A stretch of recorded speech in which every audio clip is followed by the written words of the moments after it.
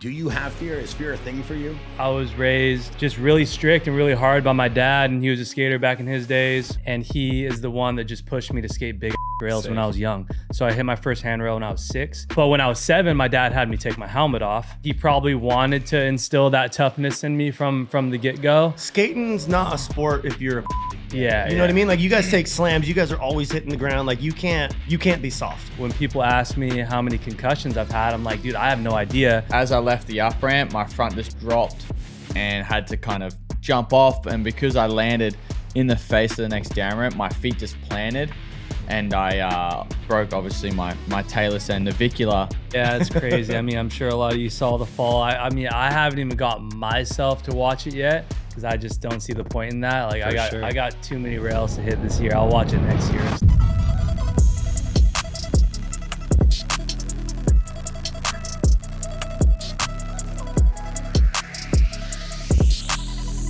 Yo, what's going on, guys? I'm Degidio, and we are back with another episode of the Jaxxon podcast. And today we have a very special episode.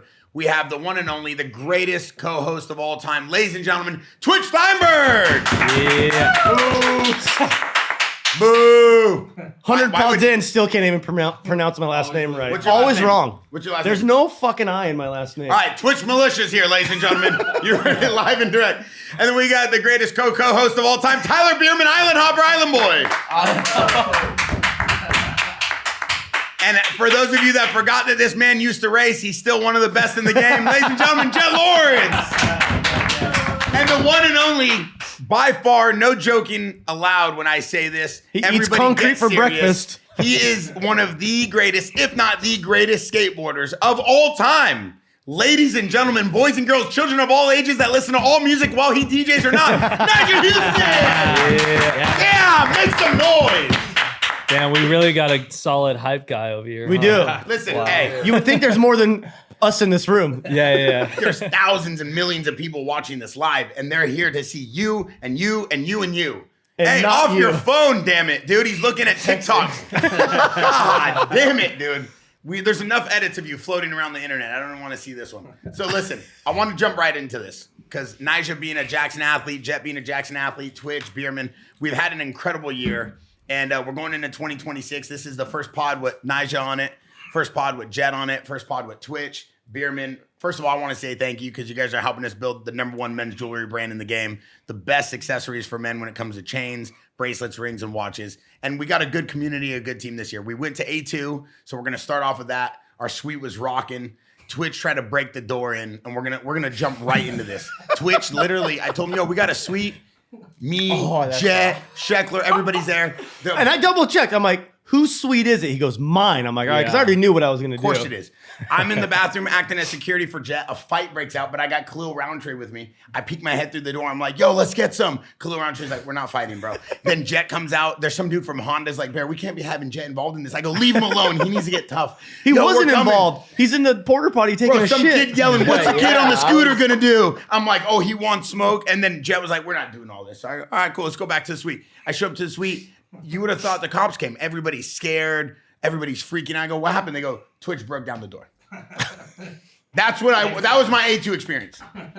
Is that okay? Now the actual story of what happened from Twitch. From me? Oh, I went over there. I literally double checked. I'm like, whose suite is it? Because you know how this guy is. It's just mine's everything's mine. You know, I'm the best. I'm the greatest. I hang out with only the best too. So Mine. Best racer, the best skater, the best freestyle, the best island hopper. yeah, I ride a 450. I ride a 450. I pop ride the a clutch. 450. I don't ride a 450. You gave me the 450. I did. I mean, bro, I don't But just think because you have one doesn't has the mean thing you even buy it. seen dirt yet? No, I don't think anything needs to be utilized in a place for it to be real. I think it's only seen 4,000 RPMs with the clutch in. It's only seen first gear. Hey, real technical talk from What about the burnouts? And it's just the clutch is fully in. Yep, that's where the 4,000 RPMs came from. Anything else anybody want to get off their chest before we start the pod? One more thing. Can we see how many inner soles are in your shoes? Jett is pissed because I put an extra sole in my shoe to give me an extra inch. Just so you can get on the ride at Disneyland or what? I stand at a whopping 5'9", maybe 5'10" with Air Force One. You said 4'9" wrong. Okay. You must have confused me with Cooper Webb. So anyways, he tells me, come over to the suite. Me, Jett, Sheckler, everyone's here. I go over, and you know when you knock on the door to the suite, like no one ever answers because you can't hear it. So I was like, oh, watch this. I'm with my daughter. I just donkey kicked the door like 5 times as hard as I can. And someone opens up the door, and it looked like they seen a ghost. I looked inside, and everyone, even Sheckler, was sitting outside, was like this. Like, what the hell just happened? And I just started dying laughing. I'm like, of course, it's the Alpine Star suite. I'm like, dude, this is the last one you want to be kicking the door down on. And this guy just got done telling me it was his suite. Yeah. So Thank you to Alpine staff for hooking us up. Yeah. Jose. Yes. Jose hit me up and said, you have a suite. I walked in, there was no food. I said, I'll handle this. There was food there. I had pizza, chicken fingers, fries, and then they were like, oh, we'll just bill Alpine Star. I said, go ahead. It's fine. No, this guy's such like full of BS. There was food when we walked in. There was Caesar salads. You need Caesar salad. You eat enough junk food. But no, thank you to A staff for helping us with getting a suite because it is very hard to get a suite in these first A2 round. First couple rounds, it was sold out. Yeah. Nyjah came through. Nyjah was rolling around with a bunch of people. First of all, we got to talk about this. Bunch of people. When I see Nyjah, it was just him and one other person. No, he left a bunch of people to come roll with the boys for a little bit. It was very nice of him. But I want to say this. Does anybody realize how big of a fan of moto this guy is? Yeah, he rides. I feel like he rides more than he skates. I like it. Yeah, man, I've been a fan of moto ever since I started learning out in the mountains of Puerto Rico when I was 13. You started riding that young? Yeah. My dad got me some bikes out there because we lived on this farm in the middle of nowhere, and that was like his way of being like, all right, like this is something fun that you and your brothers can do. Oh, yeah. But I was the one that was the most hyped on it from the get-go. I think it's just that like same adrenaline rush type of feeling that I get from skating, and then also you mix in like the nature aspect, and you're just out there free riding trails and shit. And you love trail riding, bro. I love it so much, bro. People don't realize how much I love that shit. It's insane. I feel like the older I get, the more trail riding. Like I've always liked trail riding. Like when it rains, I'm like, I want to go trail ride, but I used to just want to go shovel jumps all day in the hills and build something and get a clip. Now I'm like, I could care less. I'd rather just go trail ride all day long because the dirt is so good after a rain. Yeah, that's my plan later on in life is like, man, just having a house up in, Tahoe or Colorado, somewhere with good trails, and just be ripping trails every day. Well, you give us an invite, we'll be there to ride. Yeah. Sure. Yeah. That's what we talk about at G's place. We're talking about the first day we were kind of both there. We're just talking about going trail riding. Well, I'm like, dude, when I'm good again, off season, we're going to Big Bear. Well, dude, like Bierman's like the trail guide now. Like he took me on some shit that I haven't ridden in like 15 years out by my house. And it's so much fun. It's so fun, dude. Every time it rains, we have at least 140 miles that we can cover all behind Tomac. It's so sick, dude. Like it's dope. Are you guys allowed to go out and ride? I can go trail riding if I want. We just never have time. And for us, because for us, we're always training going fast. You don't ever get trail to riding ride. is like we enjoy our training kind of nice. You get that adrenaline rush from it. Like we get our adrenaline rush from practicing training of going fast. But we also really badly just want to go chill with friends and go ride with friends in the mountains. Anyway, in the mountains, like just find little things. Like he was showing me videos in Big Bear, just like little natural jumps you'd hit. And I'm just like, I would do anything to go and do that right now because it's just so much fun. You don't normally get to do it because our schedule's so full. Were you hurt already when your brother and them went and rode Wyvern? Or did you get to ride Wyvern this year? No, I was healthy. You were. That looks sick. When your brother sent the video over, I was like, oh shit. It was fun, and after that, I'm like, dude, I want to get like ramps and jumps at my place. I thought I'm like, dude, I can't whip at all. I can't whip for shit. Like, well, your brother looked good. Maybe he's just better than you. He is better than you. Shots fired. So this is my dad. Cause I'm talking to my dad after. I'm like, I can't whip for shit. This is bullshit. Like losing it. Cause I'm like, I just feel like a goon.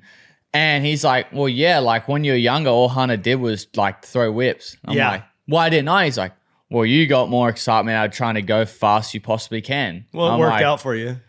Okay, yeah, I guess that works pretty well. But like, I still want to know how to whip good. Like, because I watch Hunter, Kenny, Tim Nyjah can throw whips hard. I'm just like, gosh, I wish I can throw whips like that. But I just need to spend some time on it.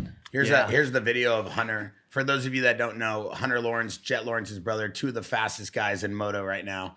And 2 of the most humblest guys. Where's that at? That looks sick. It's up in Wyvern, up by Magic Mountain. Damn. This looks like Hunter is just getting insane air. There's a big ass jump to the side. Did you guys hit the big one? No, we just did those ones. I hit the it was the 85-foot ramp because that jump's 75 foot, right? Yeah, and there's another ramp And then next to there was it. a ramp just to the right of it there, which was a bit further. I hit that. Me and Chance hit that. Because that but dirt it one's was kind of small. It's easy to overjump. Yeah, I did the first time I jumped it, I overjumped so Hey, much. what video is your clip in from that big jump where you were fucking It backwards? was your monster video where you took What the over fuck? DBK takeover of the, like DBK Yeah, ride dude. day. So did you see the big lip next to it?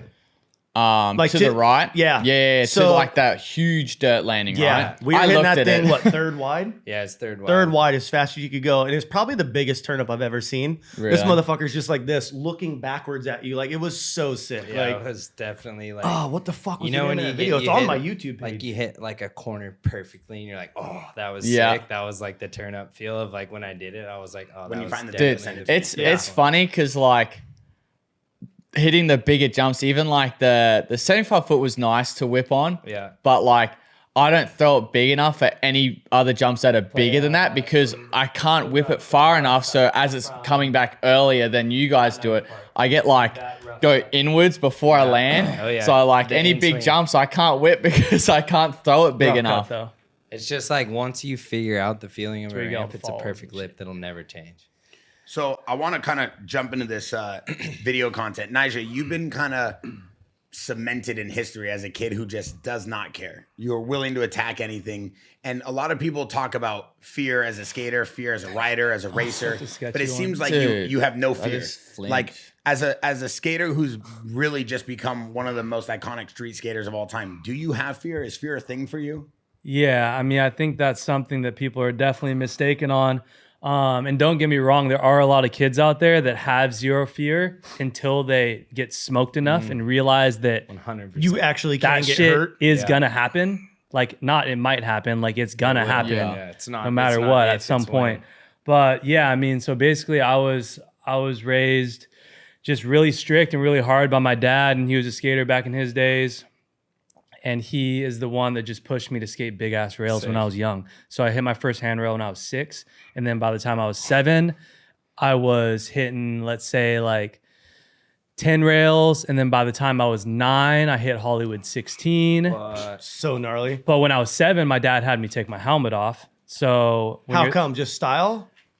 style, he knew that there was way more chance of me getting good sponsors fast if I was sending in sponsor If you me look tapes. more the part. Yeah, without a helmet You on. believe Plus, the reason why your dad made you take it off is because the sponsors would appreciate you better? that, and he just knew that it just looked way sicker. Yeah. And he probably wanted to instill that toughness in me from the get-go. Skating's not a sport if you're a pussy. Yeah. You know what I mean? Like, you guys take slams. You guys are always hitting the ground. Like, you can't be soft. Like, you got to figure it out for yourself and want it. Yeah. It's crazy though, because when people ask me how many concussions I've had, I'm like, dude, I have no idea, because I had my head so many times when I was a kid, especially when you're that young, your neck doesn't have the strength to like not hit your head. Yeah. So, and my dad was just so gnar that he would never take me to the hospital. So like, fine. who knows how many I've actually had? For I mean, sure. it could be like only 10, it could be like 50. And you probably like smack your head off the concrete and get right back up and go out for your next Yeah, run. that's Like, what he try it was. again. That's what he was cared about is just if I was willing to try it again, which Yeah.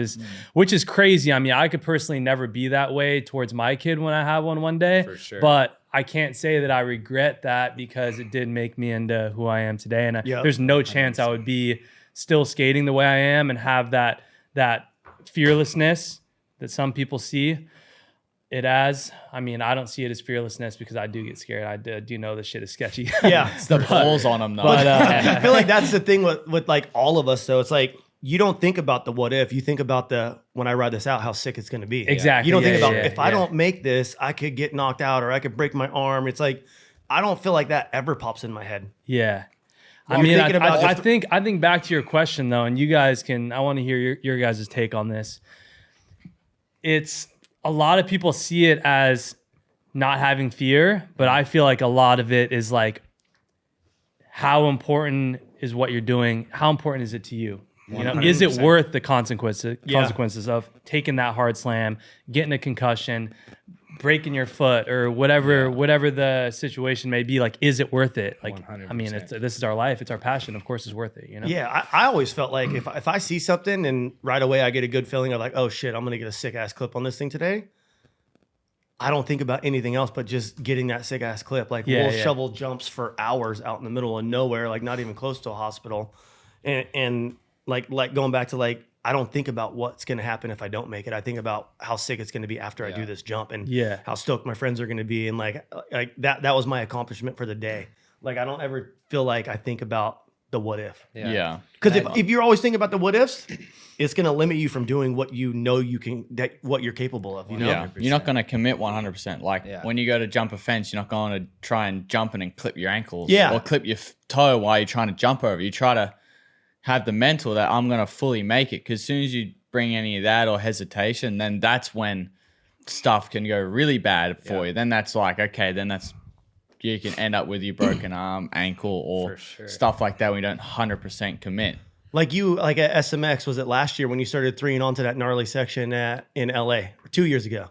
Yeah, I think 2 years ago. Like they cut the lip down and then you still did it during the race or something like that. Yeah. And it's like you weren't thinking about what if I don't make this. You're thinking about I could win if I do this section. I definitely thought it. I have like shit. If I fuck up, this is gonna hurt. But I want to win for $1 more million. than So, Well, so if I feel pull like it off, all three of you, for example, Jett, you grew up being like kind of a racer, child prodigy in a way. You're one of the youngest to do what you did, going in, having an undefeated season. Twitch, you kind of just came up in the game as early as social media, or we could even see you on content, and then kind of rebranded yourself to be this iconic image and professional. I mean, before that, you were probably, like I said in the last pod, doing meth in a trash can somewhere, and then you turned into this superstar. No, I was just stealing bicycles and smoking weed. Yeah. So what I'm saying is like you came from a different era as well, and then you turned into this icon. Nyjah, you're like a child prodigy as well. Do you think that changed your view and the alternative of like what risk is though? Because I feel like you guys never lived a normal life. You guys don't know what it's like to not go. I feel like you're kind of, as a child, we're taught these certain things, how to eat, how to talk, and then it becomes part of our daily life. You guys were taught as a kid how to just be great, how to take big risks, how to do things most humans can't do.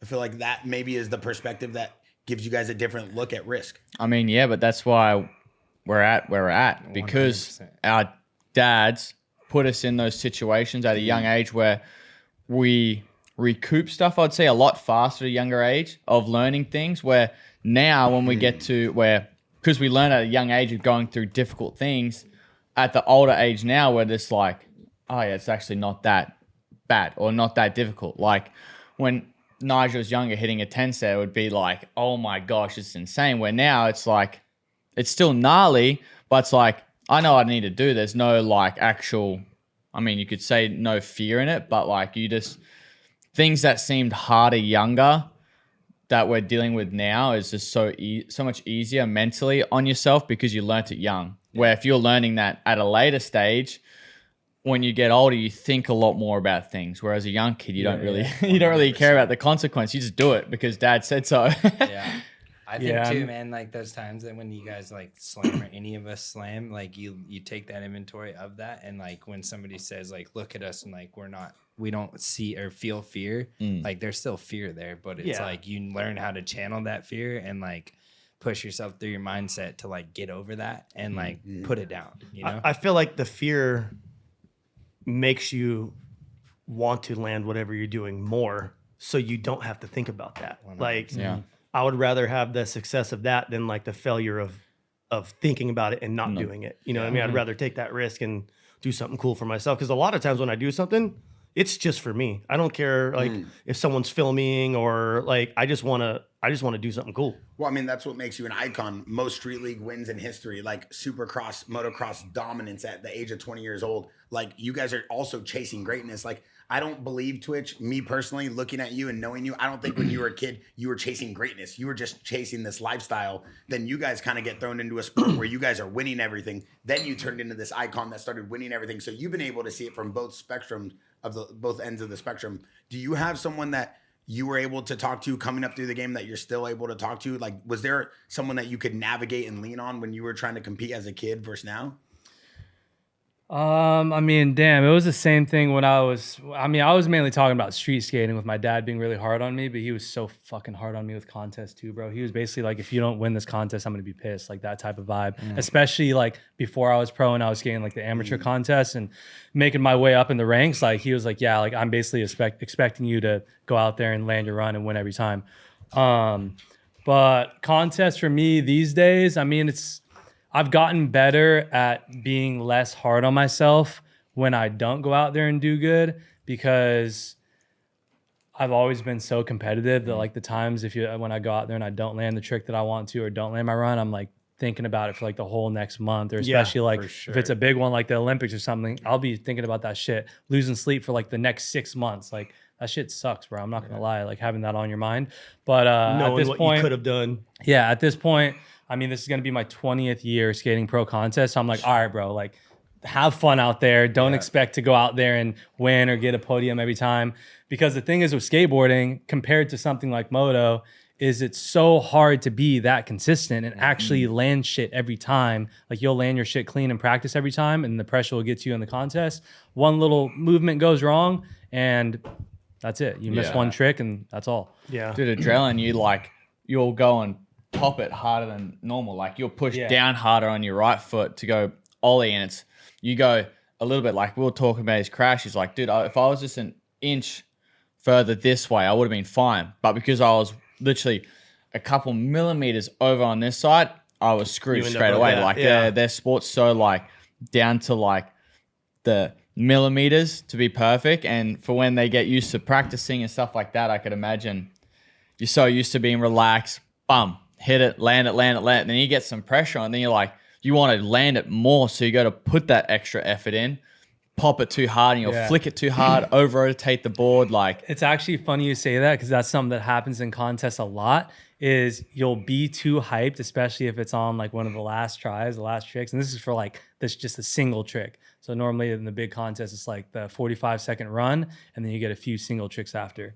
And when you're going for those last tricks, like you'll get too hyped and just like throw in a little too fast, a little too much speed, and that's all it takes to go wrong. So it's like, it's too technical to, be beating yourself up over all the time, because it's like when it comes down to it, no matter how much you practice, you're not going to land shit every single time. Yeah. It's not going to No happen. matter what. Yeah, it's insane. But do you feel like the edge that you get from skating is the same thing that's like attracting you even now at this age to moto? Like, because you do get to kind of be the master of your own fate and control like what you want to do?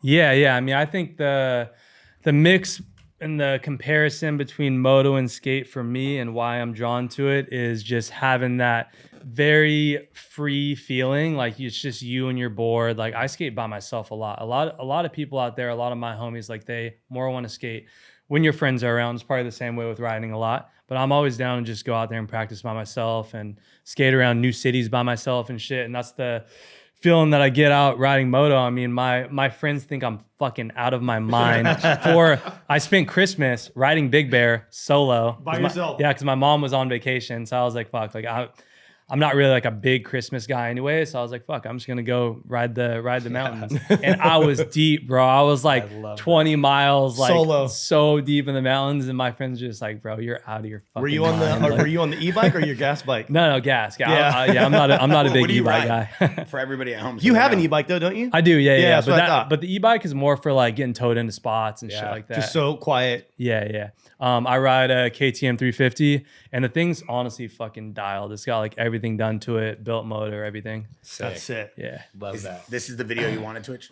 Yeah, there's a clip of That's Bierman the in place. here. From It's that right jump. at the start, I think. Is it the one that's on the side of the hill? Yeah. You're talking about? They're Yeah, that was the first clip. It was, yeah. So go back to the very beginning, right here. Dude, it's so dirty.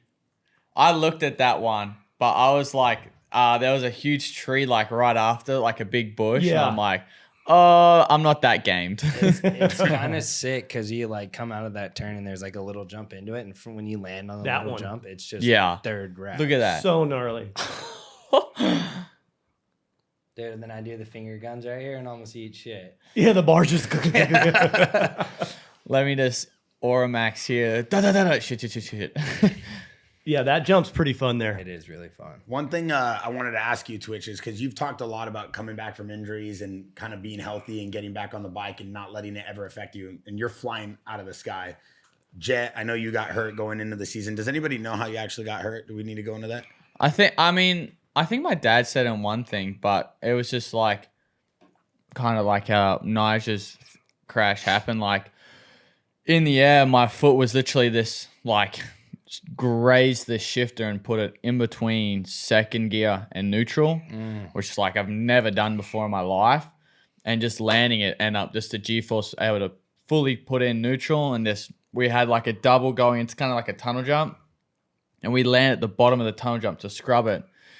And yeah, in the air, my foot just nicked the shifter, put in between, and the G-force from landing knocked it in. I was committed, and just as I left the up ramp, my front just dropped and had to kind of jump off. And because I landed in the face of the next down ramp, my feet just planted, and I broke obviously my talus and navicular. But I found out that because the landing was so harsh, my tibia was the one that smashed the top of my talus and split it. And then obviously dislocated my ankle and dislocated the navicular up and out. Gnarly. So that was the bone that was poking at the skin. The picture, I was going to say, the picture of that thing, when I seen it, gnarly. it looked like it wanted to rip. Like it was like the skin almost was ripping like through the skin. You know, Like when it was the skin right goes there. like really, really white because it's like pushing on it. Yeah. Like I seen, because I thought I sprained it, and obviously I have like my gym trainer Michael Byrne, and then I had Hunters there. And they came running over, and I hurt like my knees hit my chest so hard that I ripped the cartilage off my rib. Damn. And like kind of my back ribs kind of got popped out as well. So like my back was hurt and I was winded as well, which made it all even better. And so I kind of screamed about my back first. I'm like, oh, my back, so it hurts. So that's why they called up 911 to get the ambulance to come out, because they were worried about that. And I'm like, dude, my ankle too. I think I sprained it. So they unbuckled it for me, threw my boot off, and I laid my head back to relax again. And I just hear Hunter go, oh my God. I'm like, oh like, no, that's not good. That's not good. No, it's not I what I look wanna back hear. up and you just Oh see my the God. bone. You see the bone poking at the skin. I'm like, Oh, I was so pissed. you I don't was so see that mad. often in an ankle. Like, Yeah. you'd see like compounds in legs and arms, but man, ankles like. And You we know, it's a see good one. we see that, like what you're saying. We also don't see like the mental toughness from athletes of your levels. You've been in the gym and rehab with Dr. G every day, and you're on it. You're out here by yourself. Hunter was Yeah. out here with This you one- for a few weeks. This one took more of a toll because just like my main goal this whole year, like before any of my interviews, I wasn't even coming in like, I want to win this, I want to win that. Like I just said, I just want to have a full season, make every single race, and just be healthy. You know, like I know if I'm there, championships are possible if I'm in it the entire time. You know, Yeah, if I'm missing rounds, I'm not going to win a championship by that, because everyone's so good nowadays that you have to be on it every single race. So it was this one was like mentally just like, oh, are you kidding me? And it took me like the typical competitor, like I was kind of just overthinking, and I was in the hospital for like 3 days kind of thing, or almost 3 days. And the entire time I'm just thinking, what can I do? What could I have done different? Should I maybe try to fall down the bike Yeah. and land on or try and push off the bike, get to a flat spot? But never works out. We're going down that way. But it's just like, but in the end, I sign up for this shit every time. So. 100%. Well, it's the same thing. Like Nyjah, we saw you with honestly one of the most insane, slams of the year so far. I don't want to get too much into it, but like the mental toughness you got to have. You're already back on a board, right? Like what's going through your head? Yeah, it's crazy. I mean, I'm sure a lot of you saw the fall. I mean, I haven't even got myself to watch it yet because I just don't see the point in that. Like, I got too many rails to hit this year. I'll watch it next year or something. See, I love that mentality because like most people like, oh, I want to see what I did wrong. Where you're like, I don't even want to see it. I don't want it in my head. Like, do you even remember it? Because you did get KO'd gnarly. Like, yeah, so. the last thing I remember is just like what I did wrong and how I locked into the rail wrong. And then I don't even remember the fall or hitting my head or anything. So that's way better. The last thing, it was just like ollie onto the rail, like a little too fast and ollied over a little too much, locked into feeble wrong. And instantly I was like, oh, I'm fucked. And then next thing you know, I wake up in the hospital with like doctor shining lights in my eyes and shit. But yeah, I heard the video has a crazy amount of views, so some of you have definitely seen it. And I mean, it's got to be one of the gnarliest falls ever in skating. And I feel 100%. very thankful to be this alive again and already be skating again is crazy. Like I thought I would be out way longer, and to not have any like serious injuries to anything else is pretty crazy. But up until a week ago, I was still like pretty foggy and all the anxiety, hard to sleep good and stuff. But now a week later, I'm feeling pretty solid. And today's been a month. It's actually Today's a a month anniversary. Wow. Since the slam. So Shout out Dr. G, man. shout out Dr. G, man. Dr. G Yeah. does every athlete, every sport. Like he's the dude. every grade you could think of, G's worked on. For Yep. sure. Yeah. It's insane. Yeah. And No, we see how good he did with you last year as well. Yeah. I mean, it's like a mixture of both, you know, like G's so great and he has so many like athletes in our sport, but like it's whether if you keep like you're the one that kind of has to go to G for him to put his magic hands on you and get in there. And I think I was back on a bike within 9 weeks with my ACL. That's and insane. That's gnarly. What? 9 weeks? I've done 6 ACLs. And I think it was going back to that 9 weeks. That's absolutely. I was on a cycle bike, I think, at 2 weeks. And I mean, like my whole day was like waking up. I'd wake up at like 6. I'd do 5 hours of PT. I'd get lunch with Bear, actually. We'd get lunch. I'd do gym here for a bit. Then I'd go back to Osho's. Then I'd cycle for 2 hours to try and like get the strength back. So if anyone has done an ACL, you just 2 days and your legs it's just all bone. Like the muscle just completely disappears. So getting that back, and then G just having all the knowledge to kind of help heal my knee was like insane. And to be able to come back and be able to win the first round of outdoors. I think that whole year, So sick. Yeah, to win that, I was so pumped. And then I think I only lost like 2 overalls that year in outdoors, or last year, sorry. So, and then to go into SMX and win that as well. And on the Saturday, actually, G was working on my knee and stuff like that. And he starts like giggling. I'm like, what you laughing at? He's like, I just realized we're at like the 7th month mark.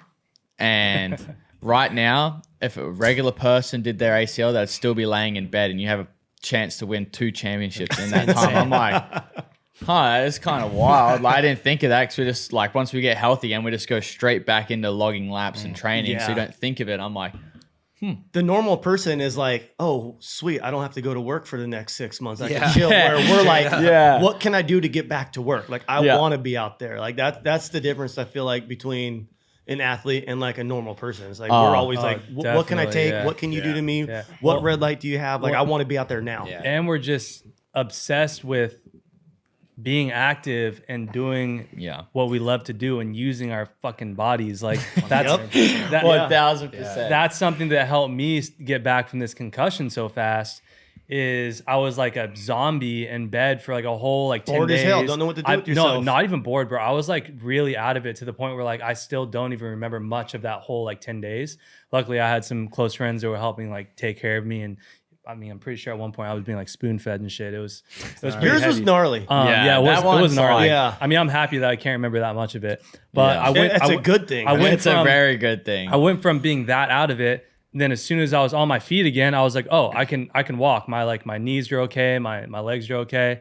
And then I was like walking a bunch of steps every day. Next day I was hiking. A couple days after that, I was like, all right, well, I'm already doing all this. I might as well skate flat ground. That was that. This guy's like, geez. And he comes in, he's like puffed, and we're like, what is he doing? I seen like glimpses of Nyjah in the parking lot, like but he was just standing. I couldn't see the board. I'm like, all right, I guess he's like doing some whatever he's gonna do out there. Didn't judge or nothing. I'm just all right, yeah.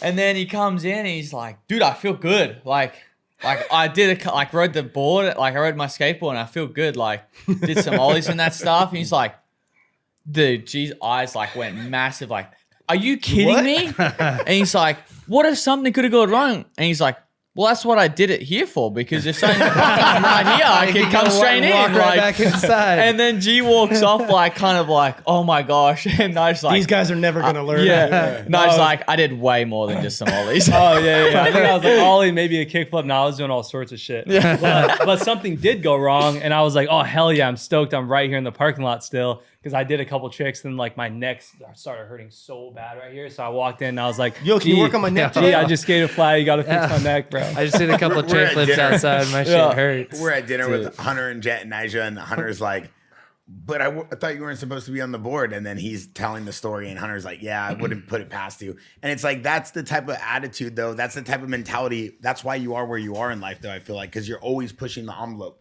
And I feel like even guys like Hunter talks about it all the time, Jett's brother, like, it's a different cut of cloth. Like a lot of you guys are able to do things most people can't do because of your mindset, not because of your body, not because of the skill. It's because you guys have a unique mindset to go out there. Hunter put on a performance this weekend at A2. I want to talk about some 450 stuff. We've seen like the generational guard in skating. Like you and Shex were these young kids that kind of came in, took over.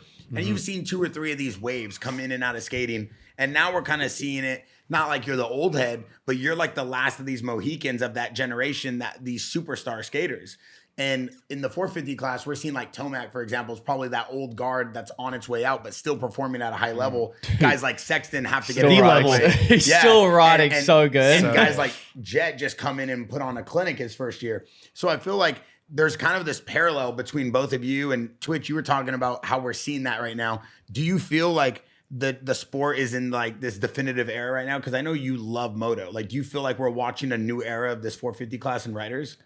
Oh, absolutely. I mean, I feel like Jett is obviously at the top of that, and he's just the perfect example of just a new kid that comes in with that special talent. And I guess that's how some people saw me too when I first started winning contests when I was like 15, kind of around the same time, huh?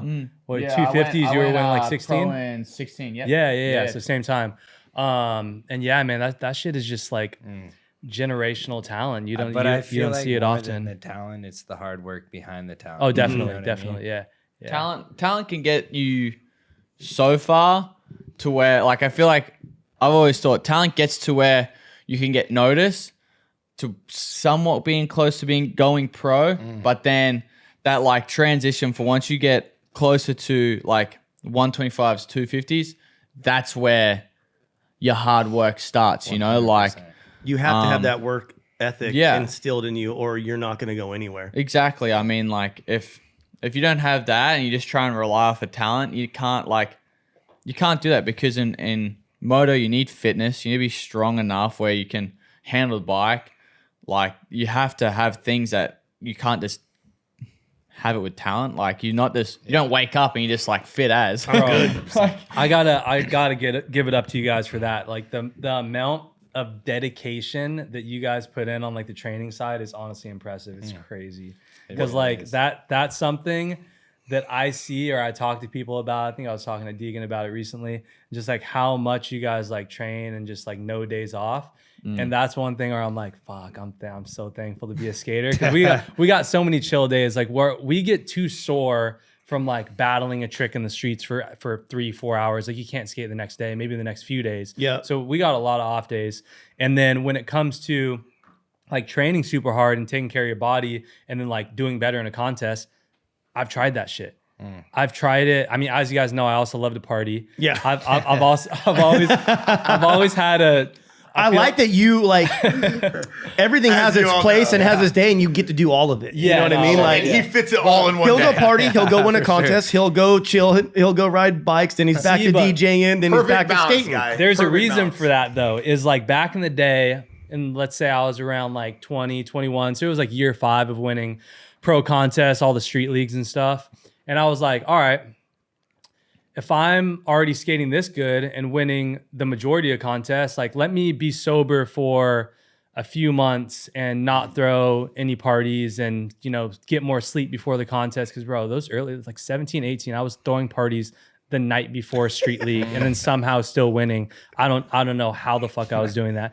But anyways, I was like, all right, so let's go about this in a different way. Let's be healthy. And then I'm going to skate even better. Yeah. Contest comes around, don't skate good. You do worse. Yeah. Don't land my run, or like sometimes didn't even qualify. And I'm like, okay, this isn't working. Yeah. Like, what? Let's go back to what we know works. Yeah. Party tonight, my house. Yeah, yeah. Well, what do you think, for example, if you guys that understand your body at this level, what separates champions? A guy like, say, Tomac, what do you think is allowing him to extend his career so heavily where he's still racing at such a high level? Work ethic. And just gelling with the team, like The work enjoying and the it. drive. Yeah. I think the biggest thing, like what drives, I think, either greats out, or you could say for riders to kind of retire, is just like at some point they kind of get over it, and it's like either they just have some bad runs with some injuries and just aren't feeling the sport like they used to. And I think Eli's just at the point now where he's still really, really loving the sport and loves racing, and you can kind of see it, like he's having fun racing and stuff like that. So seems like he's came out of his shell way more. Like before, like when you would see him doing interviews, he just wanted to get away from the camera, back to his truck and chill. Where now it's like you actually you can tell he's having fun riding a motorcycle, Dude. and he's still winning, dude. Like I was talking to G, because I'm staying with Dr. G right now, and we're out to dinner. It was me, G, and AP. It was for his birthday, and we're chatting. I'm like, dude, like the only person I've seen that actually like makes Eli laugh has been Hunter or AP. Yeah, so only two. Any other joke, he's just like straight Serious face and the face, serious, and like Stone cold. the few times we all die and laughing, like and Hunter, I think we were talking about one time with Hunter, and he's like, yeah, because I mentioned about like the cattle. I wanted to get some cattle. He respects that, like, you know, so for sure. So I think he almost has like a little soft spot, I think, for Hunter because of that, he says. So, but I think, yeah, Eli's is already such a legend, just stamping his name even more because of what he's doing after. I mean, how many years has he been pro in 450? yeah, like, a while. Long time. I hate saying he's been here for ages, but like I don't mean any disrespect. Like he's been here a long time and he's still at the top, which is like, I don't think people understand how hard that is to be great every single year. Like we're pushing the limit. Me, Hunter, Chase, Kenny, Webb, like we're all just pushing each time. And like you might not know it, but each year we just get a little better, a little better, Yeah. a little better. 100%. Like, and it's hard to stay up there, and for him to be up there is insane. It's insane. It's so easy to get burnt out doing what you love sometimes. You know what I mean? Like just all the work, and then especially like if you're not seeing results, you're like, what am I doing? 1000%. But like The for travel him, grind, dude. yeah, the travel's Travel gnarly. grind. Like you guys don't get many race day or many rest days, and like your rest day is a travel day already. Yeah. And then you know what I mean. So it's like, and with him being older and having kids, he probably wants to be at home more on the farm, chilling with his family. But to see him still grinding and still winning is fucking awesome. Yeah, I have so much respect for Eli. I love racing the guy. Like, we had a sick battle last year at San Diego. We got like, in some parts, we were like inches away from each other. But Like him and your he brother knows- this last weekend. yeah, he knows I'm not going to do anything stupid to him. Yeah. And I know he's not going to do anything stupid to me. Like, we have that like kind of A mutual respect. mutual Like, respect let's of race each the other, whole and year. like that rule of like A level that's of not trust. being kind of talked about, but like, hey, you be good to me, You I'll guys be good shook to on you. that Like, before yeah. race? 100%. No, it's we just a don't like mutual thing It's that just a you mutual know. thing because we all race each other Yeah. for 31 weekends of the year. Yeah. So creating an enemy for no reason that you're just going to see next weekend, and we're all men. So at some stage, if you do something stupid to us, we have adrenaline going. We're Gotta going to do go it back. F you. Yeah. You're Yeah. not like we're just Mentality. going to hit you back even harder, and that's just a. We were all in the suite, and it was Sheckler, Jett, Nyjah was up there, and we were watching the races. Nyjah, you were pointing out a lot of things. Are there any of these racers right now in the 450 class that you specifically like watching, and for a reason? I mean, obviously, I love watching Eli. I always have, just because his style, his aggressive style, he's just always so fun to watch. But I will say, I feel like on the KTM, he still has that amazing style, but he looks so much more smooth, right? He It does. does. Yeah. He does look looks really like he's trying not nearly as hard, but going faster. And I don't know, like maybe like the Yamaha, like because that thing's so loud that like it just sounds like he's a dog True. back Maybe, there. yeah. That, like maybe Would that like thing be gnarly when he would come up on you on it? Dude, I felt like I was getting landed on. Like, if he's behind me, like, I like it because I like to know where everyone is. Like, when Hunter's behind me, I hate it because he rides the bike quiet, He's and our really bikes easy are on the quiet throttle, already. yeah. So I hate it because he'll pop out of nowhere. Like, I got to look back to Like Eli make said sure. the other day, he's like, I just turn around, I see a red fender, like, Yeah. oh shit, Hunter's right there. Exactly. Like, Like, what am I our doing? bikes Hunter are so looks like quiet. he's never trying. Am I the only one that's gonna say that? That's just like its style. He'll doesn't look like he's going that fast, but then you'll pull up lap times. Like And he's at A2, I think He looks like he you never saw trying. me. He looks like he's just cruising around. Yeah. Him and he just floats around kind of. And he always You gets saw better me. as the I track had the lap breaks down. times up because I'm like, Yeah, yeah, He Jett got was to watching second. it I'm with the like, lap is he times catching screaming. it all? And I'm looking at the lap time to see, and he was going like 1/10, 2/10, like and pulling in a little bit on chase. And I was I didn't see the last part, but I heard he got like caught up with some lappers, which always just like Yep. sucks as a Oh, guy, explain and that for the especially audience. at the end. Yeah, explain that for the audience because everybody in the Jaxxon podcast Discord keeps getting pissed because I was yelling on my Instagram story like I always do. These goddamn lappers, and no one understood what it meant. So can you kind of So, break it down why it pisses you off? Basically, a lapper in Asphalt, we have a kind of rule. It's called a blue flag, and it's for riders that are a lap down or basically a lap down, and the leaders are coming through. So they have this blue flag to really kind of tell them like, hey, the leaders are coming. Make sure you guys pause your racing kind of thing. Pull over for the main guys so then they go through and let that main racing go ahead. So it's kind of that like you'll see in F1. For them, it's a lot easier to kind of let them know because they have headsets and radios stuff like that. yeah. So radio and like, hey, let's say Max Verstappen's coming through, like he'll catch you at this point, pull over, let him by, So for us, it's just blue flag. Where most of the time they're really, really good, but then there's some guys who are just oblivious to something. I saw this weekend and it looked like the dudes weren't even looking at the flag and they were Yeah. still like in their own race because obviously they're trying to battle for position so they can get a little bit more Yeah. money. So it's like sometimes you even figure like, do those dudes even see the blue flag? Because they're Yeah. just so like So zoned locked in, in. like locked in the zone. And right it's now. Yeah. like, dude, it's like 22 of the best dudes that like Yeah. that's so deep that those battles go all the way back to 22nd. yeah. What do we think of Chase Sexton on his new bike? What do you think, Nyjah? Dude, I mean, I think he looked great in the last race, obviously, but the races before that, it's just kind of confusing on how squirrely he is sometimes. It's- Because you want to know why, though? Is like when he's solid and when he races good, he looks so solid. He looks like someone that wouldn't make mistakes, Yeah. but then he randomly makes so many mistakes. So it's just like, it doesn't match up. Yeah. Yeah, he's good. He always has speed. Like I have nothing but good to say about Chase because he can ride a bike great. He's fast as, and this weekend or the past weekend at A2, he just did everything that Chase knows how to do. Yep. Get a decent start, and then just put his laps together. No mistakes. Just put your laps together.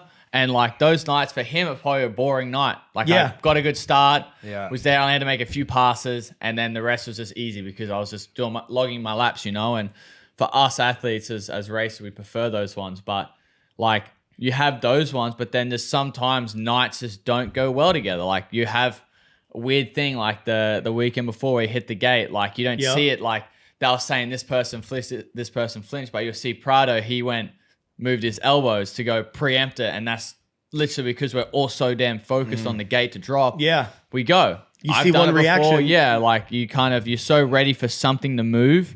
So then when you see something else move out of the peripheral, you don't want to be slower than that guy. So you're like, So you go. Yeah. So you try to go to stay with him, and then the gate's still up. So it's like that. And then, I mean, he still rode really, really good that night. He came from last to fourth, which is like, again, Through that field is gnarly. I mean, if you look through there from first to 10th already is all factory rides. Yeah. Any one of those dudes Like- could win at any time.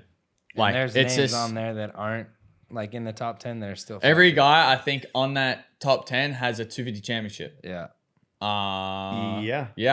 Joey has a championship. No. Right? No, he doesn't. So he might be the only one. He almost did. Osborne took it. Last Osborne lap, got last him corner. last lap, but like still, That was he a was good in one. he was in title contention too. Like everyone there, there's and it still goes further. You're missing guys like Malcolm, Justin Barsha. Gosh, who else am I missing? Malcolm. Yeah, you said Malcolm. Malcolm, yeah. Like RJ. Like there's so many other good guys. So AP as well. I forgot him. Like there's so many good dudes. So it's obviously Yeah. like wild. Savachi looks good on the Honda. Dude, he looks good. It's the best I've seen him ride in a long I know, time. Like he looks good. And Craig looks good on the Honda. too. Craig's always been good on Supercross. Like he always has been really, really good on Supercross. I did a year in 2020 with him. And it was awesome because I learned a lot off of him. And he just like is so damn talented on Supercross. Like there's stuff that like I remember riding with him that rookie season. I'm like, how have you not won a championship yet? You ride so damn well. Yeah. And like you just make everything look so easy. Like, so I got to learn a lot from him, which is pretty cool. And it's good to see him riding really well. Yeah. Yo, I have a question about, since we're talking about 450s. Nyjah, you went to the Olympics for skating. I don't think Moto's ever been to the Olympics for skating. Jett, you did, Moto Nations over there. But the idea of skating in the Olympics, like, is that really something that you like hang your head on and being like, yo, I got to get back in the Olympics. I got to skate for Team USA? Yeah. I mean, I think the reason why Olympics excites me isn't the fact that it's such a bigger contest and the money and the sponsorships around it and the opportunities. It's more just getting a chance to represent my country. The pride. That's really what it is. For the right reasons. That's the only reason why I'm like, damn, like that's why it means so much more than a normal contest. Because that's something new to skating. We've never had that before. It's the pinnacle of like Yeah. Huge, You know, it's it's competition. Yeah. it's the Olympics. And then obviously this one being in LA, it gives me that extra motivation to be like, all right, I gotta home court advantage. I gotta qualify for this one. How does it work for you to get back in the Olympics? So points actually start this year already in June. There's a contest in Rome. So basically all the street leagues and X Games and stuff, those ones aren't Olympic qualifiers. Those are just completely separate. Yeah. But then they do about 3 a year, which are like, it's called World Skate Olympic qualifiers. And then this year in June is the start of the points. So you'll gather up points for each one you skate and do good at. And then leading up, when you get closer, like a year, like 6 months to a year before, those are the ones that's like big points. So if you basically didn't do good, the 2 years leading up to that, but then you podium at the couple that are right before Olympics, then you can still make it. But is it like, can you like lock your spot earlier on from the early rounds, or you have to like? So you could win those. I had a sketchy moment with that last year, actually. Yeah. Last Olympics, I had won a couple contests the couple years before, but then didn't do good, like the one or two right before Olympics, and then almost got taken out. So it's really competitive. Yeah. It can get a little sketchy. Crazy. Did you ever think that like you as a Grom coming here and skating your first contest, that skating would ever be in the Olympics?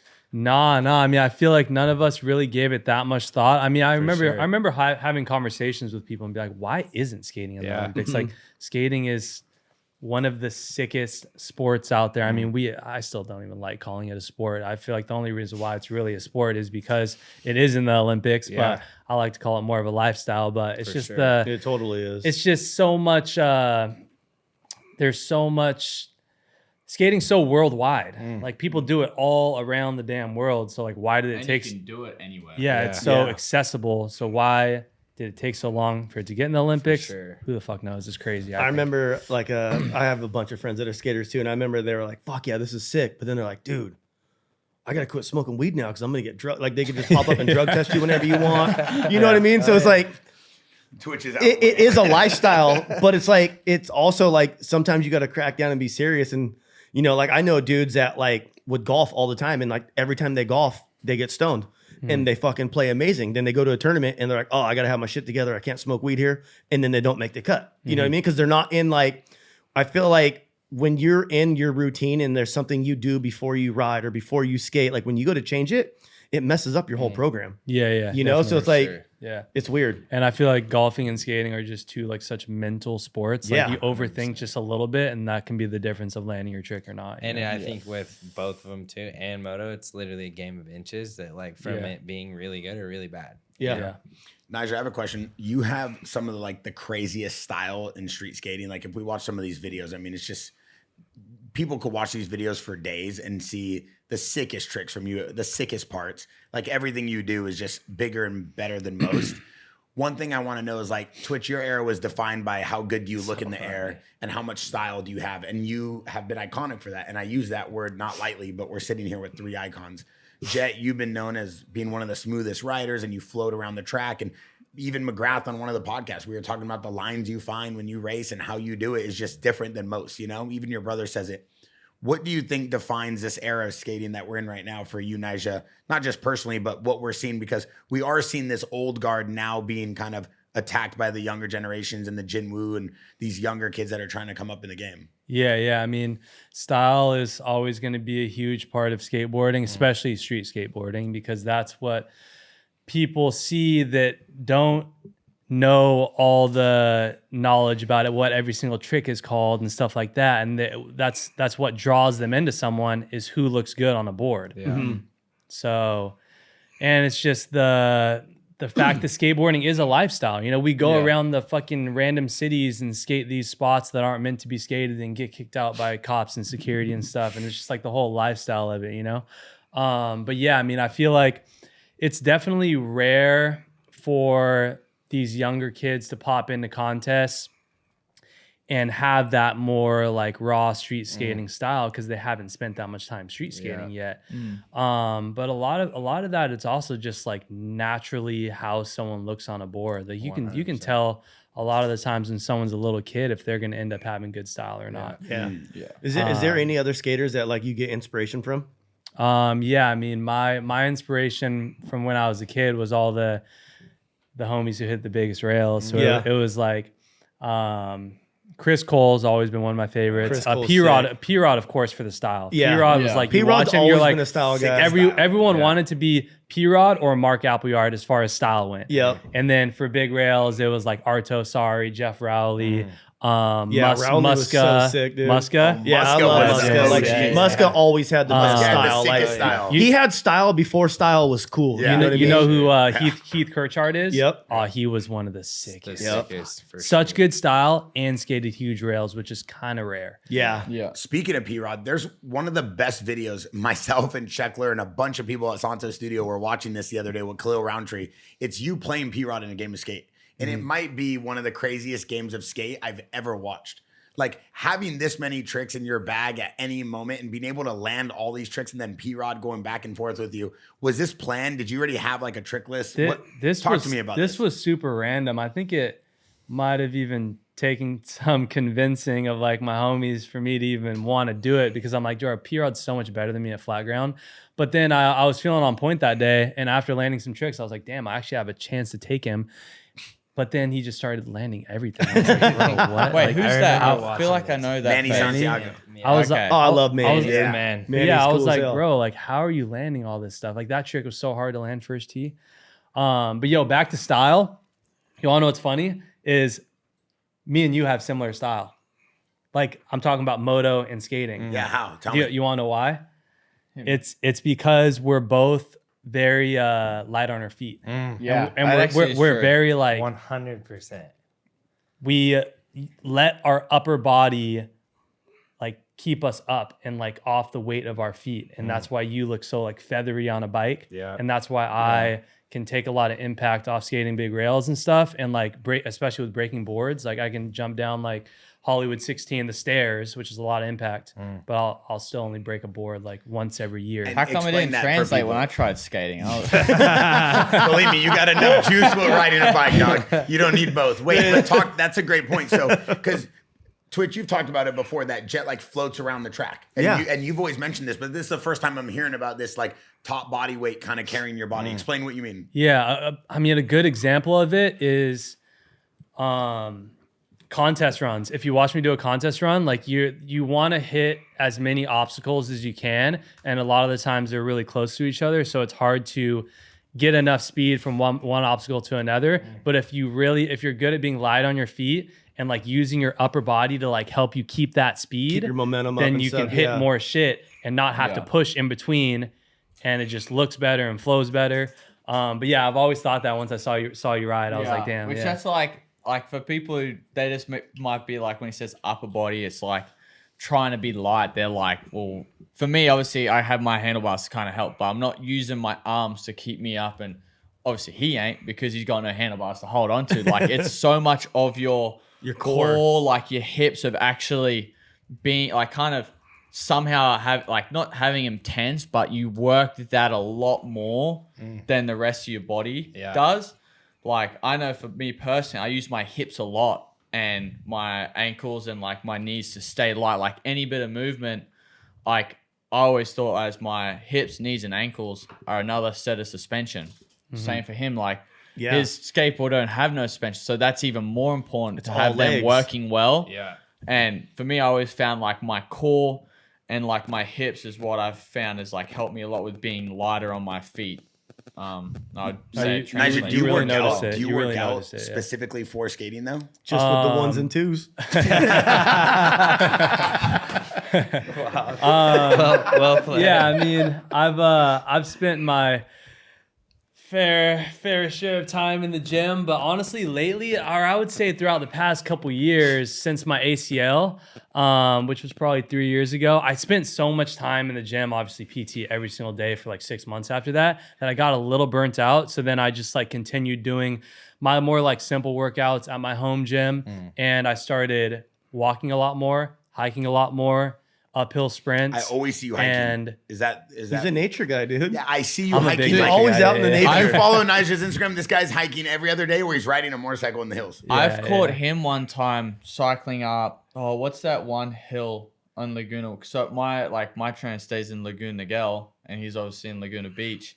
We cycle up the back of this one mountain, and it's on the kind of backside of Laguna. oh yeah, top of the world. Yeah, Top of the world, Yeah, top of the We world. cycled up the back of that, and I remember cycling up and looking in the distance, and I could remember I just seen all the tattoos on the back and the neck tattoo. I'm like, I think that's Nyjah, and he was so far up when I saw him, and once I got to the top, he was jumping in his car and driving off. I'm like, oh fuck, I missed him, but this is before like I think I even like this would have been 21 or something, like, or 2020 maybe. This was before I even probably Nyjah even knew who I was at that stage. But yeah, and I spend a lot of time up there. That's my backyard. it's a gnarly incline just to ride on a bike and to walk. It's like You still get all the sheep or the goats up there on the side of the hill by your house? Oh yeah, they bring them by to eat the dried grass to prevent the fires. It's They're funny, back. bro. Yeah.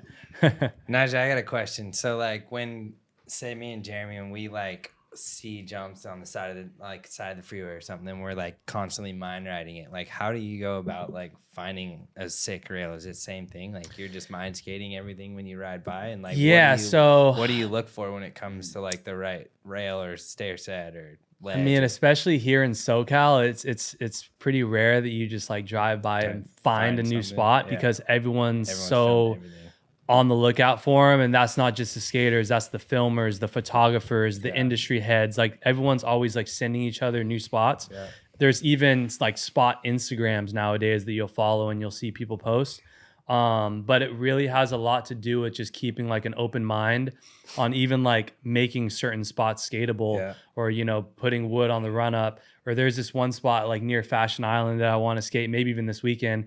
And I got to like cover this metal grate with like smooth metals and then I can land into it. Just like thinking of new shit. Yeah. And cool. There's a lot of like thought process that goes behind it. Like I swear sometimes I wake up from like having a dream of trying some trick and I'm like, damn, that'll actually work. I should go try that. It's the same shit like what we were talking to Patrick Evans today, Yeah. and he's like, I like woke up from a dream that I did a front flip, so I went to Matto's, did him in the pit, That's then went to my sick. house, and then did it on dirt. He's like, and it That's just sick. started with the dream. If you can Yeah, dream no, it, a you lot- can make it happen. Yeah. A lot of that actually has to do with like what skaters end up being really productive on the days they go out street skating. Because if you go out with a plan and a certain trick you want to do at a certain spot and you're committed to it, then you're not wasting a bunch of time going around searching for a spot to skate. So it's got a lot to do with it. Is there like a trick that you've been trying to land? Is there like one that like sticks out more than the other that you've done like hundreds and hundreds and hundreds of tries before you landed it? Yeah, I mean, there's been a few tricks recently that have taken like 6 hours. I mean, one was like one was 1 day 4 hours, second day was like 6 hours. It was brutal. And you just keep bodying yourself and getting back up and doing it Yeah, again. it was brutal, bro. But yeah, I got a few on my trick list this year that I need to make happen. Yeah, one of them's it's called the Clipper Ledge. It's at like a legendary school in SF. Nice. I was just skating. Is that the in green part. one? Yeah, it is the green Yeah, one. Yeah, okay, people I've have been seen it skating on- it. Yeah, you've been since I was a seeing it so kid. many times. But I don't want to call out the trick here, but Yeah. hopefully you guys will see it Can't at wait to my see it. In your Nike part. part at the end of the year. Oh yeah, I got to call that out too because we got to start building up the hype for this. Nike is doing their biggest video ever at the end of the year. It's got like all the heavy hitters in it. So I'm going to have a Sick. part. Sick. Yuto, Shane O'Neill, Ashad Ware, all the best guys. Ashad's dope, dude. Yeah. Oh, he's the sickest. Yeah. Yeah. So yeah, basically that is going to come out. I think the plan is like end of November. And I mean, depending on how everyone's footage is looking, it could be one of the most like legendary skate videos That's in a gonna long be time. dope. Yeah. That how- sounds sick. Can't wait. How Yeah. important are video parts still for the skate culture? It's so important. It's the most important. Like Yeah. people are always gonna remember a really good video part more than a really good contest win. It's 100%. always gonna be that way. And I always love talking about this in interviews when I can, because nowadays there's a lot of people that aren't educated on that side of skateboarding, especially when they see it in the Olympics and they're like, oh, that dude won Olympics, like he's the sickest. Yeah. When really it's like there's a lot more to it than that, you know? There's a lot of dudes that are like the sickest in Yeah. so many skaters' eyes that never Yeah, have done. and Same with snowboarding, that's too. that's something that's also sick about the homie who did win Olympics. Yuto is like he also gets down in the streets. There's a lot of other dudes that could have won it that like aren't really about that side of skateboarding too much, Yep. but got to give it up to him for that. He gets down. How was Yuto on that China Nike trip? I watched that video with P-Rod and all of you guys going crazy. Oh, that was a sick trip. Yeah. What was the experience like? Is that the first video you did with Yuto? Yeah, that was a mix of a street skating trip and also just doing some like demos and autograph signings and stuff. But yeah, he's a funny kid. He's cool. Is he good like to skate around with? Like you pick up good vibes from him and tricks? Or is Oh, it mainly, definitely, like, yeah. Everybody's in their own lane. Yeah. I mean, his bag of tricks is insane. I feel like he does like different tricks than anyone's ever done before. But he's actually a funny kid. He'll take a couple shots and get loose and stuff. Yeah, it's good to see. It's good to see. Have you been arrested for skating any spots? Have I been arrested? I've been detained for like an hour skating just a spot on the fucking sidewalk in Hollywood, and it was the lamest situation because some pedestrian like called the cops and made up a story about us like hitting his car with our boards, And you didn't. but it was honestly great because like we were just laughing about it. People were taking photos and shit. And I think we actually waited like a whole hour to tell the cop. We're like, dude, we got the video on our phone if you want to see what actually happened. Waited. I At the time, it's like, this is going to be such good content. Yeah. It's crazy to me because I've literally watched Nyjah just party for days at a time and then just go win. And I know we brought it up earlier, but I don't think the average person can understand the idea of like skating at this level right here, being like the biggest winner in the history of SLS, and then And just throwing the biggest DJ biggest party rager. in his closet at his house. the biggest ragers. Like the whole world Well, knows that this yeah. guy just turns up and kills it. It's unreal. It is funny. That's what happened to me last year when I threw my 30th birthday party and we partied for like almost 30 hours straight. And then I had Street League. It was the Street League before this one. It was the Super Crown in Brazil. It's at the same time every year. And I was like, shit, it's a week after my big party. I'm probably not going to skate good. And this goes back to what I was saying earlier. Somehow serious. I end up winning the biggest contest of the year after I was absolutely roasted. And I'm like, how does this make sense, bro? Like, how? It's just everybody's cut from a different cloth. Yeah. Yo, I have two more things. This is obviously an amazing little meetup here, and I'm glad that we can get the whole team on a podcast. It's cool too that, like I said earlier, having all of you guys represent the brand and being a part and watching you guys all just go and dominate your own industries. Twitch, you grew up in an era where like VHS was kind of still the main thing, and DVDs and parts and videos you had to like maybe go purchase. And then it kind of slowly transitioned into social. You've been able to stay at the height of all of that. Jett, you kind of grew up in an area where it's strictly just TikTok, endless loop of bat hole. I've brain seen some rot. pretty cool TikToks of him from back in the day. Oh yeah. This guy has the best highlight reels. I mean, he's up there with the best of them. You know what I mean? And then, but I mean, He thought he was a little TikToker for a little bit. I did. No, you have I thought I amazing was dances that you do. You know what I mean? Yeah. And then Nyjah, you've been obviously filming yourself. You still use like kind of handheld cameras too when you film, and you were showing me this weekend at A2 some of the content you get. So you all grew up in different kind of generations and eras of video content and interacting with fans and social media, but you've all been able to be iconic and win and stay relevant. How has the interaction with fans and your sport changed at all based off the way you make content? I strictly make content for myself, and if the fans like it, that's cool. And if they don't, I don't really care. That's like where I'm at with like me. I'm 44 years old. Like when I do shit, I do it for myself. What did you just say? What did you just say? Hold up. What did you just say? Shots fired. Were you saying that based off the way he makes content or his age? Just clarify it. It was the age. Oh. Pull up the TikTok of Jett Lawrence dancing. No, honestly, like I used to feed into like, oh shit, so-and-so is doing this. I got to do that. But now it's like, I feel like I get the best content of like when I'm just out having fun, riding my bike with my buddies. Like I'm not out there trying to get a clip to make a sponsor happy or to some kid did this. I'm like, I just go do my own shit. And if I think it's cool, I post it. And if you like it, cool. If you don't, like it doesn't, there's no sweat off my back. I don't care. Like I still got a job at the end of the day and it's to fucking have fun on my dirt bike and I still get paid to do it. So I could care less what anyone thinks. Respect. What about you, Jett? I've heard you say in some interviews before, like you don't live on social, which is true.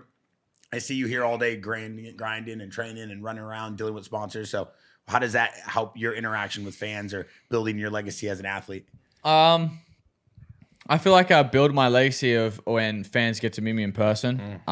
Because the Lawrence fan zone that we have, I feel like you get to really see a human and how they are in person, how they interact, like 100%. Social media, they can plan whatever they want, I can, everyone has an opinion. Yeah. I mean, on social media, I can say I'm 6 foot, but why am I taking strays right now? Why are you pointing? Why are you looking at me and then making the 6 foot joke, brother? My driver's license says 5'10". How many insults did you have for that day? Yeah. It's like crazy that he's getting away with this joke, dude. No, like there's so many things I can plan. Obviously, I try to show my personality as much as I can on social media with kind of how me and my brother are. You kind of do a shitty job with it because you're actually a cool dude, but on social media, you're kind of a dick, dude. Yeah. It must be the age for you. But, no, but like I think people are warming up to you. Actually, I got to pause you on that real quick. I think people are starting to see him and his brother's attitude this last year. It really changed. I think before they were being kind of controlled, and now they're being allowed to be themselves, and that's what people love. Well, the thing is, like when you're in this sport, like you're always working your ass off, so it's hard. Like people don't get to see you actually having fun and talking shit to your brother and like joking around. Where it's like now you're starting to see more personality out of you guys. Same with like Tomac, like. Everyone's always like, well, he's mad because he got third. I'm like, yeah, he's mad because he's been working his ass off and he wants to win. So it's like people don't understand, like outside of motocross, you guys actually do have fun and joke around and talk shit. And they're fun, and they're great to be around. And most importantly, because then I want to ask you, Nyjah, this amazing business partners. This guy's a partner in Santo Studio. He's helping build an amazing brand with Nordstrom. Amazing with Jaxxon. He's always here, always doing content. We try to do everything at Jaxxon built around content, not so much like photo shoots and these 2-hour long waited processes. I've been feeling like we're building a brand a little bit differently. We have a lot more fun, I feel like, especially because Twitch, I got to salute you for that. You're always making it a good vibe here. And then we have the MMA podcast. But Nyjah, what about you? Like you're part of Santo Studio as well as a partner with Jett and Twitch, and you're building this brand with us. You're also a Jaxxon athlete. You have your other brands that you're building on your own. Do you feel like social media is the best at what it is for you right now, like having your Instagram, the way you're able to control the narrative with your video footage? Yeah. I think having a platform, I mean, for me, it's mainly Instagram to be able to, consistently post on your story and just show people more what you're actually about. Yeah. Mm-hmm. And you're, instead of everyone just assuming like, oh, this guy comes off as cocky or whatever. I know people love to say that about me and you, and so they just like to assume shit. Yeah, you're the I used to get that all the time skating contests, bro. Like people be like, oh, this kid like just skates for money. He has a Lambo. He bought a nice house, and he's just flashy. And then I would get booed. What if you had money, you wouldn't buy the same things? Yeah. It's just like it's like I got 9 cars. All that shit is jealousy. I'd be getting booed at contests and shit, but I was always pretty good at dealing with it. But I feel like nowadays people have kind of realized like that's actually not me. Like throughout all these years, even throughout those younger years when I was, buying fancy things, and like I never lost my love for skateboarding, or I wouldn't still be doing. You never just did what it I'm for, doing like, now. None of us ever did our sport just for money. It's like we did it because we loved it. Exactly. And like we were brought around it by like our dads. You know what I mean? Like, and you guys won. I feel like the biggest issue here is that's a lot of people who could say things because they've never had to dedicate themselves to something that they then win at. Like you guys win at what dude, when you do. work your ass off, you like to reward yourself every once in a while. Yeah. And I mean, you look at what shouldn't you built ever with feel DBK. bad for that, you know? DBK is a perfect example. Like you built one of the most successful brands in moto because it's quarter moto and it's exactly what you want to do. Nyjah, are you building brands through this process as well besides the stuff you're doing with us? Yeah, it's funny. I mean, I feel like you're in the car phase right now for sure. I love my cars, but I love golfing more. So when I was your age, I was in my car phase too. Like when I was 20, when I was 18, I bought my R8. And then I think when I was 20, 21, I bought. You would be doing donuts. Exact same thing. I bought. Same. When I was 21, I bought my Aventador. And that was when they were like pretty new. So, I mean, that thing was sick to have for a couple years. But I always just love seeing you doing burnout videos all the time. Yeah. Section, just, But now since I've gotten older, I definitely feel myself like being more excited on like investing into brands and starting up new things. This is actually one of them right here. I wanted to tell you guys about it. It's a new deodorant brand. It's called Out There. Sick. And it is an amazing product. I'm really stoked on the vibe and the name of the brand and the whole vision. I'm gonna give you a box. I'm gonna get all you guys a box. Yeah. I love it. is this all yours, or you got partners and stuff too? Yeah. I need it. What made you get smell behind your ass it? over here. You stankin', dude. Dude, I have such bad BO sometimes. Yeah, put that on right now. Oh Dude. shit. Put that on. Get No, out I'm gonna give you a box of all the Nyjah's scents. like, no, It's good. It's good stuff. No, but what made you do like deodorant and body and self-care like this? Yeah. So products. me and a good crew of people teamed up on this one. I own a good percent of the brand, and it was really actually my vision behind the whole like name and the color, the kind of nature vibe, and the whole vision behind it is to not to hype all of us up too much, but just for this generation to kind of be more like us and take after us on like finding your passion, getting outside, living life, Working don't for be what you sitting on want. a screen playing video games all day. So like no matter what it is, I mean, it doesn't mean you're going to be going out hitting jumps like you guys. But even if it's just like going on hikes, experiencing nature, getting out there, finding hobbies, Get like out there. Yeah, So so that's that's that green. Where's it going to be available at? the inspiration. It's launching in Walmart in a month. Wow. Online. Nice. Congrats. If I And- put this and on, sick, can I hit a so- 16 stair? Oh yeah. You might get knocked out like I did, but You get 16 stair. You will hit it. Will you successfully land it? We can't promise that. This is true. This is crazy. You are a whole new Jett Lawrence. Well, dude, I'm hanging out with you every day. We get breakfast every morning. And Honestly, I gotta say, the dedication to your recovery is at an all-time high because the amount of French toast this guy eats. Every single I did not order that Crazy. French toast. That was If you guys go look at my Instagram story, That every was morning these you. guys That order wasn't French toast the me. size of this table. No, I had a message. My chick messaged me. Goes, "Are you kidding me?" I'm have a like, girl? "This." Yes, I gotta go. Oh, you that's idiot. amazing. Oh It's my because he wore that deodorant. Is it because you were out there?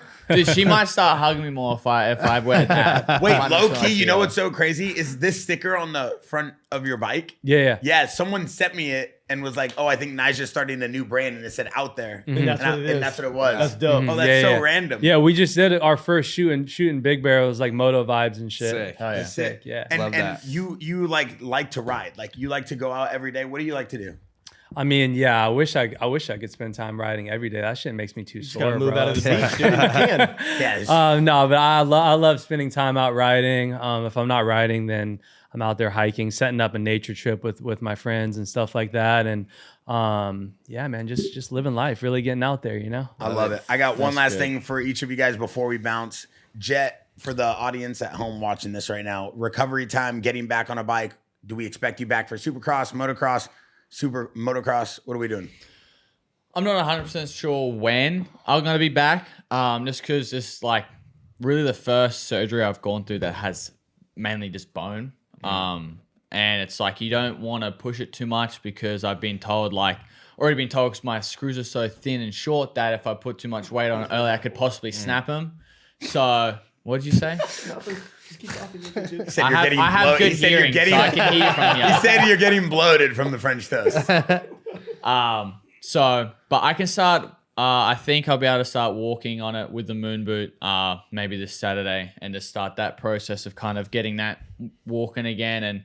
But till competing again, I'm not sure. I'm hoping by kind of week 12 I could be somewhat close to being on a bike. Then personally, I just really want to get ready for outdoors. I mean, I love motocross so much. So if I can have a really good prep and because I think if I'm back on the bike at week 12 from surgery, then I'll have close to 11 weeks until the first round of outdoors, which Is that is enough like time for you? plenty of time. I mean, I've gone ready for motocross for like, I think I had 3 weeks. No, that was SMX in 24. I had 3 weeks or 2 weeks get ready, and that was when I first hopped onto a bike. So Aren't you the only guy to ever even win a super motocross championship? yeah, so far because they started 3 years That's ago, sick, which is man. it's That's a cool incredible. thing to have. That's a great stat. And Nyjah, with everything you've won and everything you've accomplished and being the most winningest skater of all time in SLS and kind of just being at the pinnacle of the sport, do you have passion left to continue to win, or are you just doing competitions for you? Where are we at with your career? Yeah. I mean, I still got passion for competing for sure. I mean, I would say at least until this next Olympics, and I don't think I'm going to be going out there, you know, expecting anything crazy, expecting a win, because I mean, you see all the kids skating contests nowadays, just like the technical tricks they're doing, the flip in, flip out shit is just like it's insane, bro. And then two years down the road at Olympics, it's only going to be that much crazier. Yeah. What year is the Olympics out here? 28. 28. Yeah. Okay. But yeah, the goal is to definitely be there and just be able to take in that experience of the skating the hometown Olympics. I love LA. We're gonna get all of Santo out there. Yeah, we're gonna roll so deep. Sick. We've been rolling deep to the Supercrosses. Imagine this locally. I want to go because I've never been to Olympics. And I'd love to go. Like I've always wanted to go to a skating event as well, and to have like a double whammy. Obviously, if Nyjah makes it, It's always fun when which one of he the will, boys is there. it'll be plan. sick to go. It's so watch true. him. Like watching you and your brother race last year, but then easily A2 was so much fun. Like there was so many of us in the suite. Nyjah came through. Like it was just fun. Like it's good times. Everybody's off their phone. Everybody's freaking out watching. It's cool. It's cool to see that energy. You don't Screaming get at that. Crash. I was screaming at people. I was like, get off the bike. It was like the same for me, like going to X Games the last few years, watching him and watching Bierman and Axel win. I was just like, dude, this is like, whenever I was there, I never really got to enjoy the event because all I was doing is like, okay, I gotta win. Like I'm here to win. So now, like when I go to events, I actually get to have fun and like watch my buddies win. Where I'm just like, I'm just as hyped for them as if like I won the medal. You know, 100%. I think it's so cool It's to see the same that. for me when like years that I've been hurt at X Games. Like it's so cool to like not be like so locked into the competition. Can but actually enjoy but it. stand back and be a witness. And you're like watching quarter pipe at Axel's the one year, and I was hurt, and I was just like, holy fuck. Every time I sit there, I'm like, my so friends high. are fucking gnarly. I'm Yeah, like, dude, and this it's is like so gnarly. when you're You like have X in Games it, in your you just backyard every day. don't think about it's it. a little Yeah. bit different. I mean, we should all do a team day to Twitch's house and everybody hits a jump. I don't know if you're allowed to, but I think you'll be fine. Dude, you We would gotta wait have for off-season. so you know how much to hit fun. metal Yeah. jumps? Like, could you hit a metal jump? He would jump everything at my house. What do you Literally, mean? Of at course the he start could. of the podcast, I Yeah. was saying how at what's that metal place wyvern. called? Wyvern. Yeah. Like Wyvern? a real ramp. They It's like a had- metal yeah, ramp. That's what he It was said. on He there. hit the metal Like ramp. a Were ramp, ramps like there. what we do. What we There's not do. a lot of There's we not a in Like we. the doing, but, freestyle like, world. Like I me, am- Nyjah, like us, not racers. No, not you. We had a dinner talking about what you needed. I'm gonna- I got $10,000 by at the end of this year. I hit that metal ramp in your backyard. Bro, if we Your hospital bill is going to cost way more than that. Is it into an airbag or on the? No, No, no. I'm gonna hit the metal ramp onto a nice tabletop. CJ told me I He's could do dead. it. CJ Nyjah, said I could do it. Have you ever hit a ramp? no, I haven't. I'm down Dude, though. Okay, I'm me down. and Nyjah. But it's No, got, but here's the to thing. be like Nyjah super knows how to ride a safe. Like, motorcycle. Push that thing in basically. I to need a where it's super like safe landing. Yeah, no, we Me can and do that Nyjah, we're gonna easy. hit the metal ramp. bro. Hey, He said, bro. You're not at my level yet. Bro. Not even close to him. He You knows ain't how to ride. going on a ramp. If you want to On the live, 50, I could hit the metal ramp. what? I still think you would go off You the get side. more smoke. There's on a no 50. clutch. There's no clutch. I could hit the one. I could hit that 110. I could hit that on. That's the a metal good point. Because if you whiskey throw, it's not gonna be as bad. Yeah. If you whiskey throw, I know On a off that 450? one, on the yeah. 450, you have that huge berm there. Yeah. You gotta land. You gotta land in his backyard. Or Dude, in the school. I was In gonna the say school, the bike's yeah. going over the fence into the. We've almost had a bike go over the fence. Okay, next week, what can I go to your house? What can I start practicing on? Bro, not jumps, not ramps, You need to start on. not the asphalt. We Like, need to start on Nyjah's dirt. pissed. Nyjah wants me to and- go hit jumps. No, we need to teach you how to go from first, second, third, second, first. Yeah. You know What's how to that? Break. Like. I leave that thing in first gear. I never have to worry about anything. and- No. That's what you have So to then worry you need about a start. most. If he's going to do this, like he just needs a start where we can set it at like 10 horsepower. Yeah. Maybe a stock. Or he's gonna kill himself. No, I was I don't gonna ride say, electric like bikes. I need sound. Like What do you a- mean? Nyjah We can put a knows. loudspeaker on it for you. Do you think that we could hit this metal ramp in their backyard? Nyjah for sure can I hit the think I ramp in the can. backyard. all day. What would you Yes, What would no. you want to accomplish? Just a nice little launch on the little tabletop, or you want to hit? Like I've a seen him backflip? hit jumps though, so it's like we could start him at like 10 feet and then scoot it Just back scoot 5 it feet back. at a time I saw this till we guy got to wherever we build wanted. an island that connects like Carnival Cruise Line. I think I can go hit this. Yeah, but I'll he's have all the doing that. support. I wouldn't do that. And I do this as a job. Like that. You can't couldn't do compare- what he did on the you can't- island hopping. Hell no. Oh, he could. You do it. could, but he doesn't need to or He- want yeah. to. No. And I it's could, just- but I don't know why. You could, but there would probably be a Bigger high chance jumps of getting like that, smoked. but- Oh yeah, like Yeah. because we very rarely have jumps that long. Like the last one was 175 foot. Like we don't really have. What jump would be equivalent to that? They don't make them on Like, track that. 'cause big. What's how the big's the biggest jump Rocco on a leap? race? What's that? How big's the Rocco's Rocco's leap? It's like leap. 130, I think. Pretty Yeah. sure ish. And that's like, I mean, Maybe that's on an 120? uphill. And what were yours? That's math. 115, 120? Well, the last, Last one one was was a 175. was a 120 ramp that was pulled back to like 135 because okay. I had so much so much speed into it. But Yeah. like What's there's like a, you go back to like Danwell's like we were talking about earlier, and like you have How big was the one you ate shit on? 260. 260. Yeah, that one was gnarly. Fifth gear. 260? Oh, Dude, bring I up got David's crash. 260? Yeah. I got blown by the fucking wind. Wait, hold in on. it, too. Let me bring this up before we. That's the hard What is thing. it? When you What get is to it? like that big where it was- wind. Colby's movie. What do you matters? remember what it was called? That Narnia. sounds so It scary. was gnarly windy. You did a huge whip, right? And then it swung Well, back. it wasn't quite windy yet, and I was like yanking turnips on it, like, and you didn't So- really have to pull that hard because you had so much time in the air, and you Yeah. just Is float it this? Tyler This one? Bierman's 184-foot See, massive. that was place imagination. is That's the one he thing saved. was Yeah. gnarly. That's the one he saved. Wait, who did this? That what? Who just hit that? That Is was me. you? That was Yeah. him. That was the save, right? Watch this second. Yeah, I right went. here. It was blind, and I knew I had to go. And if I went too far Go right, back and pause it in the middle. Okay. there's a You gotta find another angle, There's a though. barbed wire fence on the right side, so I Keep knew going. I couldn't go too Keep far going. right. Wrong, so go wrong this in the next air jump. time. my instinct was to like turn a little A left, little more. and I little almost more, killed little myself. more. Bro, that shit was Stop. insane. This is a fucking person right here. No, it's So high not. he Yeah. is in the air, No, dude. it's not. Yeah. Bro, this is me right here. And I'm sitting there going like this.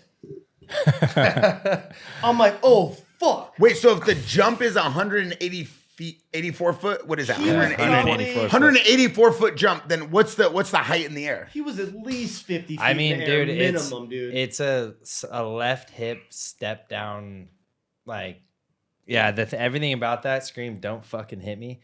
And like when Josh Hill told me, like, he's like, yeah, no, I don't know about that. And like, I guess to the point of like when you can see it, you know, you can make it happen. And I laid in bed for 3 nights before that, and I could not turn my brain off because that's all I could think about was that jump. And this was literally, this day was 12 weeks post compounding my arm and knocking myself out for 13 minutes on the track at Mammoth. And the 6 weeks after that crash, like I was like lights were on, but no one was home. And no one even really knew he was going over there to do that jump at that time. Like he was just going out for his practice. And I remember like saying something to him, and he just didn't even acknowledge I was anything. No, I was but like, that's I the was way like, that's the way to do it sometimes. It I is. feel that, yeah. Yeah. as Once soon as I said something to him and I saw how he was acting and didn't acknowledge me, I was like, oh, he's getting ready to do something fucking gnarly right now. Yeah. So I was like, I remember this jump. So I just went down and sat in the corner, and I was like, and I watched him, like everyone's talking to him. He's riding by, people are cheering for him, and he's just like, just doing his thing. And I see him take a breath, and I'm like, oh fuck, he's like, I got going. chills. I'm like, oh, he's going right now. And I just remember looking up, going, oh my god, like, because he transferred to the left a little bit because he didn't want to go straight Yeah. over the top, and I was like, oh fuck, he's missing the landing. I was like, right away, I'm like, he's dead. Like with how high he was up in the air and how far the jump was and how much it stepped down the hill, I was seriously like, There's oh. a- To judge that, Dude. insane.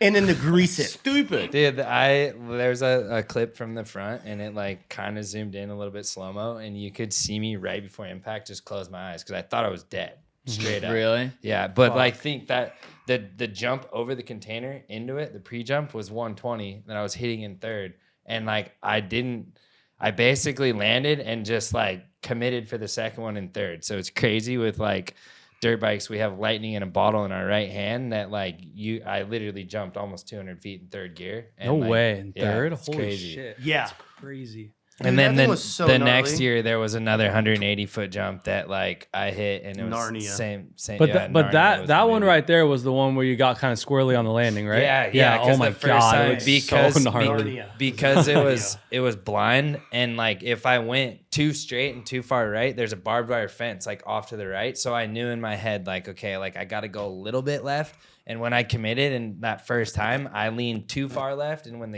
the jump's that big, that little bit of lean is going to carry you over so much further than you anticipate. Yeah. Mm-hmm. And I literally, like, that short right there was the one from the front. And That you, one right you hit there. it again after that? That one? Yep, that one right there. This one? Yeah. Yeah, click on it. You hit it again after though? I only hit it once this day, and then me and Axel both hit it the next day in Oh my the God. comp. Oh, that's airtime. Dude, look at right here. This is the one.